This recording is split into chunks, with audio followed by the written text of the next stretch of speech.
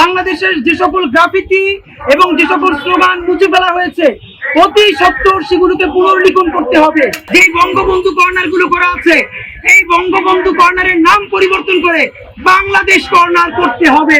জিয়াউর রহমান বিমানবন্দরের নাম পরিবর্তন যেভাবে করা হয়েছে হযরত শাহজালালের নাম ব্যবহার করে, তেমনি ভাবে আমাদের আবু সাইদ, মুগ্ধ, ওয়াসিমদের নাম সরিয়ে দেওয়ার জন্য, খুনি ফ্যাসিস্ট হাসিনার স্লোগান মুছে দেওয়ার জন্য এখন ব্যবহার করা হচ্ছে ফুল লতা পাখি।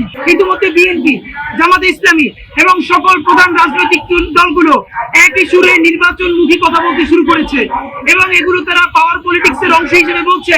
সেই হিসেবে আমরা তাদেরকে সবসময় নিন্দা জানাচ্ছি এবং জানাবো। কিন্তু আমরা বলতে চাই, বিএনপি, জামাতে ইসলামী বা অন্যান্য রাজনৈতিক দলগুলো যে এই কথা বলছে এটার পিছনে কিন্তু সরকারের ব্যর্থতার দায় মোটেও কম নাই। আমরা বরং বুঝলাম আওয়ামী ফ্যাসিস্ট শক্তি রাস্তাঘাটে প্রতিদিন আমাদেরকে ডিস্টার্ব করে। সরকার গত 4 মাসে কেন জাতীয় জাদুঘরে একটা জুলাই কর্নার করতে পারলো না, এটা আমরা প্রশ্ন রাখতে চাই। বাংলাদেশের প্রত্যেকটা শিক্ষা প্রতিষ্ঠানে একটা বঙ্গবন্ধু কর্নার আছে, আপনারা জানেন, এবং এই বঙ্গবন্ধু কর্নারে শুধু একজন ব্যক্তির বন্দনা করা হয়। আমরা আপনাদের মাধ্যমে সরকারের কাছে দাবি জানাচ্ছি, অতি সত্বর বাংলাদেশের প্রতিটা শিক্ষা প্রতিষ্ঠানে এবং রাষ্ট্রীয় সরকারি বেসরকারি প্রতিষ্ঠানে যে বঙ্গবন্ধু কর্নার গুলো করা আছে এই বঙ্গবন্ধু কর্নারের নাম পরিবর্তন করে বাংলাদেশ কর্নার করতে হবে। 1947, 1971 এবং 2024 আমাদের আজাদির যে এই 3টে পর্ব, এই 3টে পর্বের সকল স্মৃতি বাংলাদেশ কর্নারে রাখতে হবে। এখন পর্যন্ত সরকার 4 মাস হয়ে গেছে, বড় জুলাই শহীদদের কোন স্মৃতিস্তম্ভ নির্মাণ করতে পারে নাই।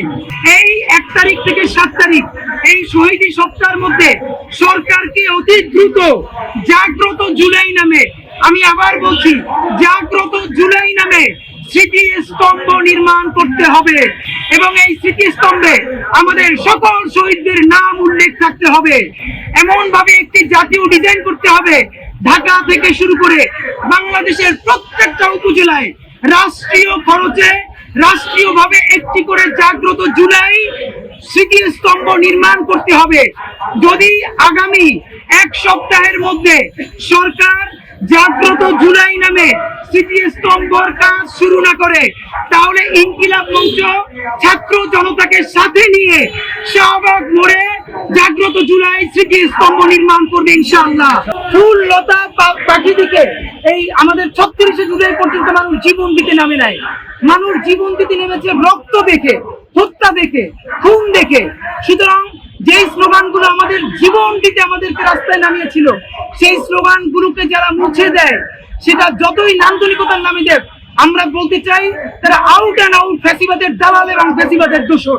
আমরা স্পষ্ট ঘোষণা করছি, বাংলাদেশের যে সকল গ্রাফিতি এবং যে সকল স্লোগান মুছে ফেলা হয়েছে অতি সত্বর সেগুলোকে পুনর্লিখন করতে হবে এবং যেসব জায়গায় এই স্লোগান মুছে এমন কিছু ছবি পোট্রে করা হয়েছে যেগুলো বুঝতে হলে আপনাকে চারুকলায় পড়তে হবে, অথবা নাট্যকলা করতে হবে, অথবা আপনাকে এস্থেটিক সেন্স থাকতে হবে। সুতরাং যেই আর্ট, যেই পেইন্টিং বুঝতে হলে নন্দন তত্ত্ব বুঝতে হয়, সেটা জুলাই বিপ্লবের কোন পেইন্টিং হতে পারে না।